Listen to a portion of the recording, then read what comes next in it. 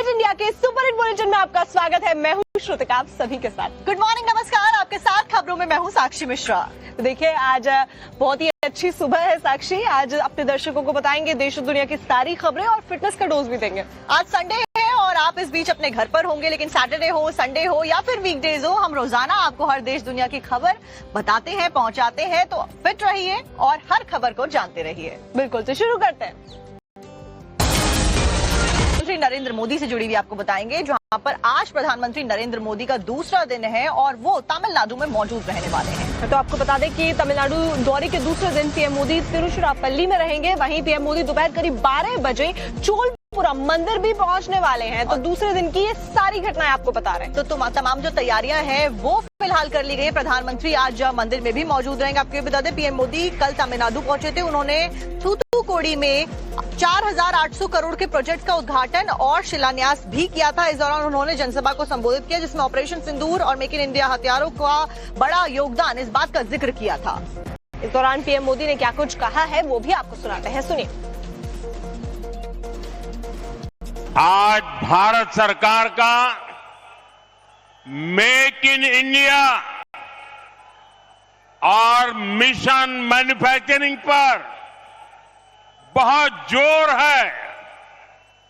आप सभी ने अभी ऑपरेशन सिंदूर के दौरान मेक इन इंडिया की ताकत देखी है। आतंक के ठिकानों को मिट्टी में मिलाने में मेड इन इंडिया हथियारों की बड़ी भूमिका रही है। भारत में बने हथियार आज भी आतंक के आकाओं की नींद उड़ाए हुए हैं। ऑपरेशन सिंदूर की कहानी अब बच्चे बच्चे की जुबान पर होगी। मैं ऐसा इसलिए कह रही हूं क्योंकि अब ऑपरेशन सिंदूर की गाथा को किताबों में भी शामिल किया जा रहा है। दरअसल पहलगाम आतंकी हमले के होने के बाद में पाकिस्तान को धूल चटाई थी भारतीय शूरवीरों के द्वारा, भारतीय जवानों के द्वारा। अब इस शौर्य गाथा को इंडियन स्कूल्स की बुक्स में ऐड करने की बात कही जा रही है और चैप्टर्स के तौर पर इंडियन स्टूडेंट्स को पढ़ाया जाएगा। पहलगाम आतंकी हमले के बाद पाकिस्तान में धमाकों की ये गूंज हिंदुस्तान के शौर्य और पराक्रम की कहानी है, जिसे अब देश का बच्चा बच्चा पढ़ेगा। ऑपरेशन सिंदूर के दौरान भी भारतीय सेना ने उसी अदम्य साहस और दृढ़ संकल्प के साथ पाकिस्तान से समर्थित टेररिस्ट इंफ्रास्ट्रक्चर को निशाना बनाया और पाकिस्तान की अन्य आक्रामक कार्रवाइयों को प्रभावशाली ढंग से विफल करते हुए एक निर्णायक जीत हासिल की। भारतीय सेना के इसी गौरव गान को अब एनसीईआरटी की किताबों का चैप्टर बनाया जाएगा। सूत्रों के मुताबिक एनसीईआरटी जल्द ही ऑपरेशन सिंदूर को लेकर स्पेशल मॉड्यूल जारी करने जा रहा है। इसे मॉड्यूल 2 हिस्सों में तैयार किया जाएगा। पहला मॉड्यूल कक्षा 3 से 8 तक के लिए होगा। दूसरा मॉड्यूल कक्षा 9 से 12 के स्टूडेंट के लिए होगा। जल्द ही सभी स्कूलों को मॉड्यूल मुहैया कराया जाएगा। इस पहल का मकसद स्कूली स्टूडेंट में देशभक्ति की भावना जागृत करना है, तो साथ ही उन्हें भारत की तकनीक, वैज्ञानिक और सामरिक क्षमताओं से रूबरू कराना भी है।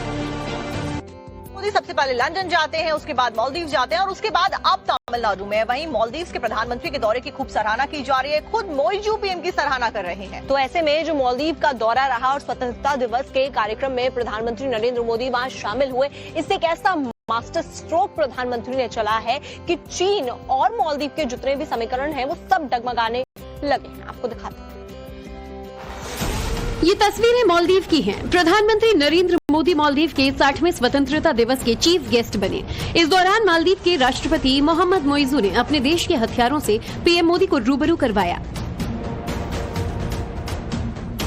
इसके बाद मोदी भारतीय समुदाय के लोगों से भी मिले, जहां ऑटोग्राफ लेने वालों की लंबी कतार लगी। हाथों में तिरंगा लिए पहुंचे इन लोगों को मोदी ने निराश नहीं किया।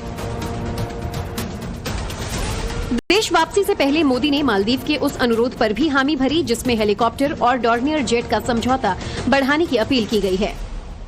He's a wonderful person who's very fond of building the relationship between its neighbors, India's neighbors, and Maldives and India has a very good relationship that goes back centuries, and with his leadership and cooperation between our two countries, between the two governments, I'm sure it's going to be prosperous, even more prosperous in the days ahead.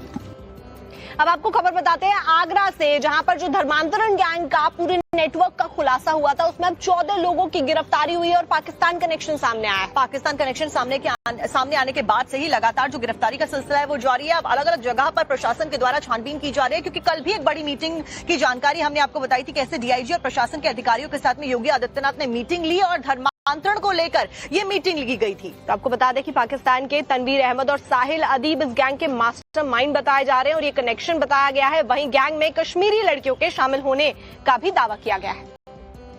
इस मामले में अभी तक police के द्वारा 14 लोगों को गिरफ्तार किया गया है।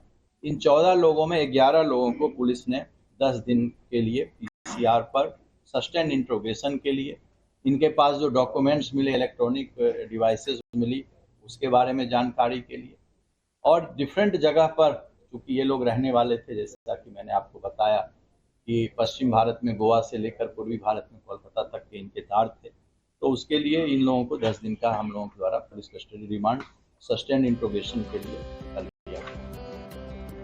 यूपी के आगरा से जिस धर्मांतरण गैंग का पर्दाफाश हुआ है, जिसके तार अब पाकिस्तान से जुड़े हुए पाए जा रहे हैं, उसका जाल इतना ज्यादा फैला हुआ था कि देवभूमि उत्तराखंड से भी अब ऐसी खबरें सामने आने लगी हैं। बिल्कुल, और देवभूमि उत्तराखंड से, देहरादून से ये जानकारी सामने आई कि 2 जो किशोरियां हैं उनको बरामद किया गया है। इस रैकेट में वो फंसी हुई थी। ऐसे में इन्होंने क्या क्या खुलासे किए हैं, ये भी देहरादून पुलिस की तरफ से बताया गया है, वो भी आपको दिखाते हैं।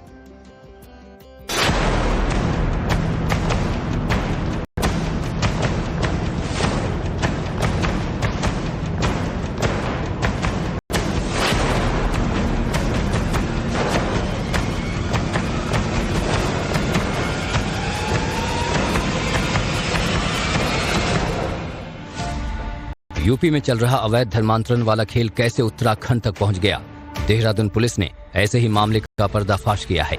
साथ ही इस नेटवर्क से जुड़े 6 आरोपियों को भी गिरफ्तार किया है। इसमें जो 6 लोग नाम इन दोनों हमारे इन्वेस्टिगेशन में कनेक्ट हुए थे, चूंकि इसमें केस और रजिस्टर्ड धर्मांतरण का कर लिया गया है, तो इसमें जो 6 अक्यूज थे, वो 6 अक्यूज अभी जो मेन मास्टरमाइंड थे ऑलमोस्ट वो गिरफ्तार हो चुके हैं, जो आगरा पुलिस की कस्टडी में अभी है। साथ ही साथ हमारी टीम ने भी वहां पर जाकर पूछताछ कर ली है। पुलिस ने इनके चंगुल से 2 लड़कियों का रेस्क्यू भी किया है। पुलिस की अब तक की जांच में इस गिरोह से जुड़े कई खुलासे सामने आए हैं। दुबई पाक तक धर्मांतरण गैंग के तार जुड़े हैं। लूडो गेमिंग ऐप से हिंदू लड़कियों को शिकार बनाते थे। इनमें ज्यादातर सोशल मीडिया पर एक्टिव रहने वाली लड़कियां टारगेट होती थीं, जिनमें ज्यादातर लड़कियां घर से दूर रहने वाली होती थीं। सोशल मीडिया ग्रुप में शिकार लड़की को जोड़ा जाता था। पाकिस्तानी मौलानाओं से अरबी भाषा की तालीम दिलाते थे। पुलिस ने कई संदिग्ध किताबें भी बरामद की हैं। मजहबी प्रचार और ब्रेन वॉश में इस्तेमाल होती थी किताबें। जिन 2 लड़कियों का पुलिस ने रेस्क्यू किया है, उन्होंने भी ऐसे गिरोह से बच्चों को बचाने की अपील लोगों से की है। अपने बच्चों को धर्म से रिलेटेड नॉलेज दें, उनसे जुड़े रहिए, उनकी सारी जितनी भी अच्छी बुरी मतलब आदतें उन पे नज़र रखिए, कोई किसी गलत ट्रैप में ना फंसे। बड़ी बात यह है कि धर्मांतरण गैंग के चंगुल से रेस्क्यू लड़कियों में से एक की उम्र 28 साल है, जो देहरादून में पढ़ने के लिए आई थी। लूडो ऐप के जरिए पाकिस्तान के मौलवी तनवीर अहमद से इसका कांटेक्ट बना। ऐसे में अब देहरादून पुलिस छांगुर गैंग के इस गिरोह से जुड़े होने को लेकर जांच कर रही है।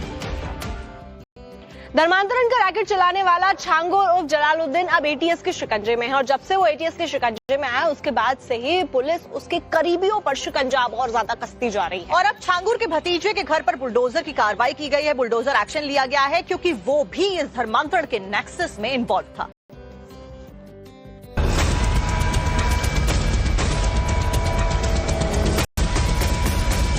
दनादन गरजता ये बुलडोजर और गिरती घर की दीवारें, ये पैगाम है धर्मांतरण गैंग पर प्रशासन की कस्ती नकेल का। अवैध धर्मांतरण गैंग के आरोपी छांगुर के बाद अब उसके करीबियों की संपत्ति को मिट्टी में मिलाया जा रहा है। जैसे छांगुर के बिल्डिंग पर बुलडोजर चली थी, कोठी बुलडोजर चली थी, अब उसके भतीजे सबरोज की बिल्डिंग पर इस वक्त ये बुलडोजर चल रही है। ये सबरोज का घर है, रेहरा माफी इलाका है, और यहाँ पे 2 बुलडोजर जो है वो लगाए गए हैं। छांगुर के भतीजे सबरोज ने भी सरकारी जमीन पर कब्जा करके ये मकान बनाया था। फिलहाल सबरोज भी एटीएस की कस्टडी में है, क्योंकि उस पर भी युवाओं का ब्रेन वॉश करने और हिंदू लड़कियों के धर्मांतरण का आरोप है। ये सबरोज भी उक्त मुकदमे में नामजद अभियुक्त है, जिसे एटीएस ने गिरफ्तार किया है। और ये जो 2 रूम का उसका मकान था, ये सरकारी जमीन में बना हुआ था, जिसे आज ध्वस्त किया गया है। यूपी पुलिस और एटीएस छांगुर गैंग के तमाम गुर्गों की तलाश में है, तो वहीं उनकी अवैध संपत्तियों की पहचान कर उन्हें जमींदोज करने का काम भी जारी है, क्योंकि सीएम योगी का मैसेज लाउड एंड क्लियर है, कानून व्यवस्था से खिलवाड़ करने वाले बचेंगे नहीं। सीएम का साफ मानना है कि ये कोई छोटी मोटी आपराधिक वारदात नहीं है, ये एक बड़ी कॉन्स्पिरेसी का हिस्सा है और इसीलिए ऐसे लोगों को उत्तर प्रदेश के जमीन पर रहने का अधिकार नहीं है, इसलिए अब इसे जमींदोज कर दिया गया। तो ये देखिए पूरी तरह से मिट्टी में मिल गया है सबरोज का ये मकान। जो वादा था कि जमीन मिट्टी में मिला देंगे, जमींदोज कर देंगे, वो वादा पूरा हुआ। एक बार फिर जो है, जो छांगुर गैंग के सबसे करीबी और सबसे सक्रिय सदस्य है, जो उसका खुद का भतीजा है सबरोज, उसकी बिल्डिंग पर यहाँ बुलडोजर चला है और यह भी जमींदोज हो चुका है।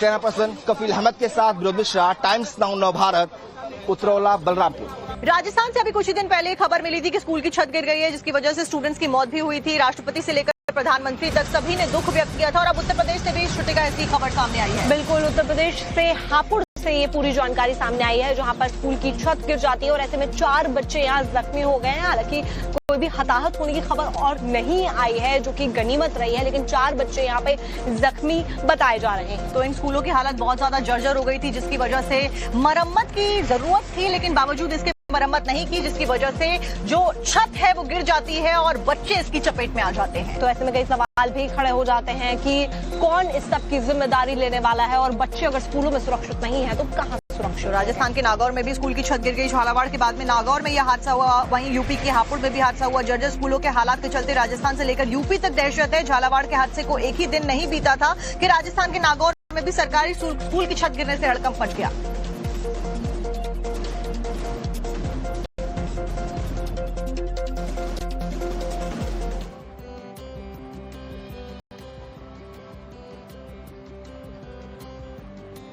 और अब आगे बढ़ते हुए अगली खबर का रुख कर लेते हैं। मुंबई पुणे एक्सप्रेसवे पर एक बड़ा हादसा हो गया है। तो आपको बता दें कि मुंबई पुणे एक्सप्रेसवे पर भीषण सड़क हादसा हुआ है। बेकाबू कंटेनर ट्रक ने BMW और मर्सिडीज समेत 20 से ज्यादा गाड़ियों को टक्कर मार दी है।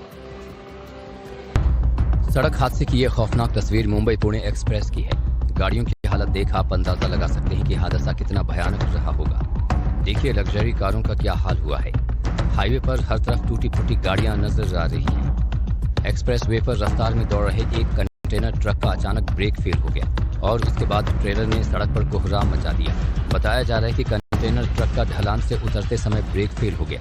इसके बाद बेकाबू होकर कंटेनर ट्रक ने अपने आगे चल रही एक के बाद एक कई गाड़ियों को टक्कर मार दी। हादसा रायगढ़ के खोपोली इलाके में नई सुरंग के पास हुआ। सुरंग में एंट्री से पहले बेकाबू कंटेनर ने BMW और मर्सिडीज जैसी लग्जरी कारों सहित 20 से ज्यादा वाहनों को टक्कर मारी। टक्कर इतनी जोरदार थी कि कारों के परखच्चे उड़ गए। देखिए कैसे लग्जरी कारें कबाड़ बन गई हैं। हादसे के बाद एक्सप्रेसवे पर करीब 5 किलोमीटर लंबा जाम लग गया। इस हादसे में 20 लोग गंभीर रूप से घायल हुए हैं, जिन्हें नवी मुंबई के अस्पताल में भर्ती कराया गया है। पुलिस ने आरोपी ट्रक ड्राइवर को गिरफ्तार किया है। साक्षी सावन का पवित्र महीना चल रहा है, ऐसे में जितने भी श्रद्धालु हैं वो सभी जल लेकर बाबा के धाम पहुंच रहे हैं। लेकिन इस सबके बीच में मुरादाबाद से आपको खबर बताएंगे, जहां पर शिव भक्तों और शिवसेना के कार्यकर्ताओं और पुलिस के बीच में झड़प की जानकारी मिली है। हंगामे की ये तस्वीरें मुरादाबाद की है, जहां शिवसेना के कार्यकर्ताओं के साथ पुलिस की तीखी झड़प हो गई। पुलिस को सूचना मिली थी कि शिवसेना के कार्यकर्ता विवादित परिसर में जल चढ़ाने के लिए संभल जा रही हैं। इस बात की भनक लगते ही पुलिस अलर्ट मोड पर आ गई। इसके बाद बड़ी संख्या में पुलिस फोर्स मौके पर पहुंच गई और बैरिकेड लगाकर शिव सैनिकों को रोकने की कोशिश की। नाराज होकर शिव सैनिक नारेबाजी करने लगे, बैरिकेडिंग तोड़ने की कोशिश करने लगे। पुलिस के साथ धक्का मुक्की भी हुई। हालात बिगड़ने पर पुलिस ने हंगामा कर रहे शिव सैनिकों को हिरासत में ले लिया। बाद में शिव सैनिकों को पुलिस लाइन ले जाकर हंगामा न करने की शर्त पर रिहा कर दिया गया। बिहार में विधानसभा के चुनाव होने वाले हैं और उससे पहले लगातार जो तीखे वार पलटवार का सिलसिला है वो जारी चिराग पासवान ने अब नीतीश कुमार के ऊपर निशाना साध दिया है। तो चिराग पासवान की तरफ से बिहार के लॉ एंड ऑर्डर पर सवाल खड़े किए गए और ये कहा कि दुख होता है कि ऐसी सरकार को समर्थन दे रहा हूं, समर्थन तक पर सवाल खड़े कर दिए हैं। तो अब आप सोचिए कि चुनावों से ठीक पहले चिराग पासवान का ये बयान कितने ज्यादा मायने रखता है। अब दुख है कि मैं ऐसी सरकार का समर्थन कर रहा हूं। चिराग पासवान के बयान पर तेजस्वी यादव का पलटवार भी सामने आ गया है। दुख होता है कि मैं एक ऐसी सरकार का यहाँ पे समर्थन कर रहा हूं जहां पे अपराध पूरी तरीके से बेलगाम हो चुका है। इस पे नियंत्रण पाना जरूरी होगा, नहीं तो इस तरीके से बिहार और बिहारियों की जिंदगी बाहर कर दिया गया हो, लेकिन उन्होंने अपनी सियासी पारी में नया चैप्टर शुरू किया है। वहीं अब तेज प्रताप यादव चुनाव लड़ने वाले हैं, लेकिन निर्दलीय कैंडिडेट के तौर पर उनके द्वारा चुनाव लड़ा जाएगा और बाकायदा इस सब कुछ के करने के लिए टीम भी बनाना उन्होंने शुरू कर दिया। आपको रिपोर्ट में दिखाते हैं। पीली टोपी पहनकर तेज प्रताप यादव मीडिया के कैमरे के सामने आए और अपने नए प्लान का ऐलान किया। तेज प्रताप महुआ से चुनाव लड़ेंगे, इसके लिए 31 जुलाई को वहां जाएंगे। तो हम तो कहें कि महुआ से हम लड़ेंगे चुनाव, निर्दलीय हम लड़ेंगे चुनाव। टीम तेज प्रताप यादव एक प्लेटफॉर्म है, तो जनमानस के साथ पूरे तरीके के साथ दमखम के साथ सभी युवा वर्ग सभी समर्थन हमको कर रहे हैं। कुछ दिनों पहले तेज प्रताप यादव को आरजेडी से बाहर का रास्ता दिखा दिया गया था, जिसके बाद उन्होंने अपनी कार से लालू की पार्टी का झंडा हटा दिया और फिर परिवार के सदस्यों को भी अनफॉलो कर दिया। तेज प्रताप यादव का दावा है कि उनके साथ ऐसे लोग भी जुड़े हैं जिन्हें पार्टी में सम्मान नहीं मिलता था। इसके लिए सोशल मीडिया प्लेटफॉर्म पर टीम तेज प्रताप पेज शुरू किया गया है। उसी तरीके से टीम तेज प्रताप यादव एक प्लेटफॉर्म है। रोज का मेरा एक्टिविटी जो है, अभी का जैसे एक्टिविटी जन जन तक पहुंचाने के लिए ये चीज हमें बनाया है टीम। तेज प्रताप यादव उस वक्त चर्चा में आए थे जब अनुष्का यादव के साथ उनकी तस्वीरें सोशल मीडिया पर वायरल हुई। पहले तो उन्होंने इन्हें फेक बताया, लेकिन बाद में रियलिटी सामने आई तो तेज प्रताप यादव को पार्टी से बाहर का रास्ता दिखा दिया गया। फिर इंडिया में खबरों का सिलसिला लगातार जारी अंजाम दिया गया है। उदय नाम का ये जो आरोपी है, इसको गिरफ्तार किया गया है। आपको बता दें कि कपड़ा व्यापारी की हत्या का ये आरोपी है और ऐसे में बड़ा एक्शन हुआ और उसको गिरफ्तार कर दिया गया है। बीते दिन पुलिस की मुठभेड़ होती है और उसी मुठभेड़ के बाद में गोली लगने के बाद में ये आरोपी घायल हो जाता है, जिसके बाद पुलिस ने इसे गिरफ्तार कर लिया है। तो आपको बता दें कि कपड़ा व्यापारी की शख्स ने हत्या की है, इसके ऊपर ये आरोप लगे हैं और इसी वजह से अब पुलिस की तरफ से ये एक्शन लिया गया। आरोपी के कब्जे से तमंचा और कारतूस भी बरामद किए गए हैं।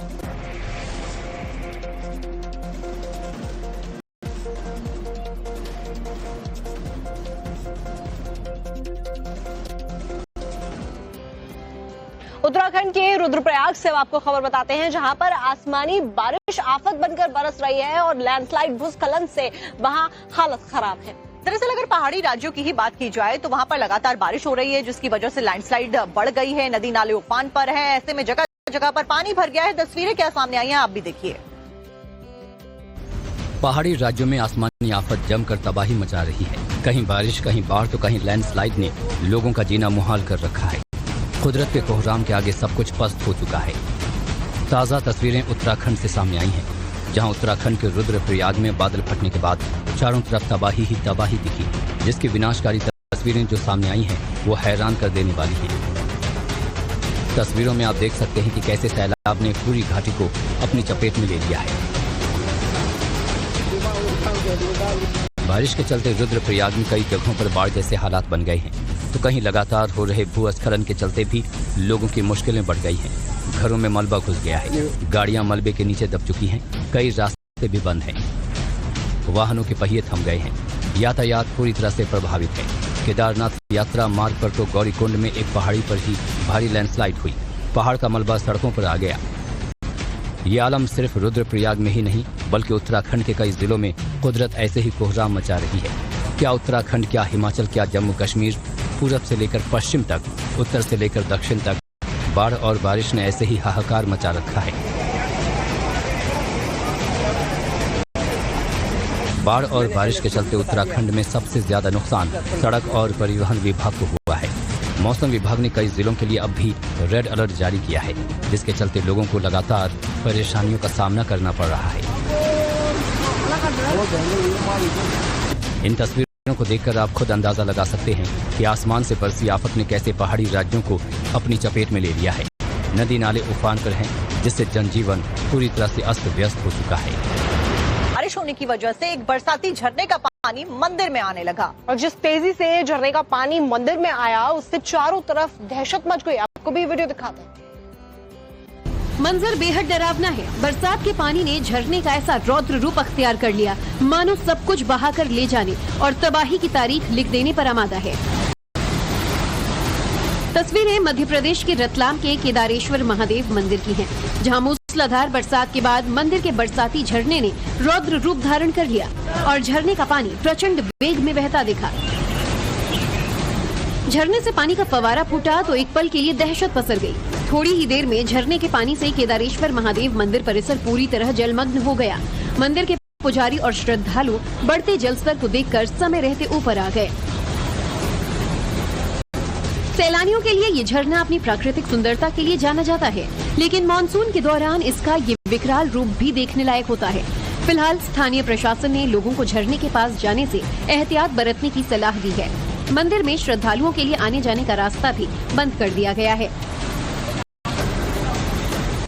अब आपको खबर बताते हैं मध्य प्रदेश के टीकमगढ़ से, जहां पर लोग इतने ज्यादा मजबूर हो गए हैं कि उन्हें अपनी जान जोखिम में डालकर फिर नदी को पार करना पड़ रहा है। वो भी इसीलिए क्योंकि 3 साल से पुल बनने का काम जस का तस नजर आ रहा है। आपको दिखाते हैं।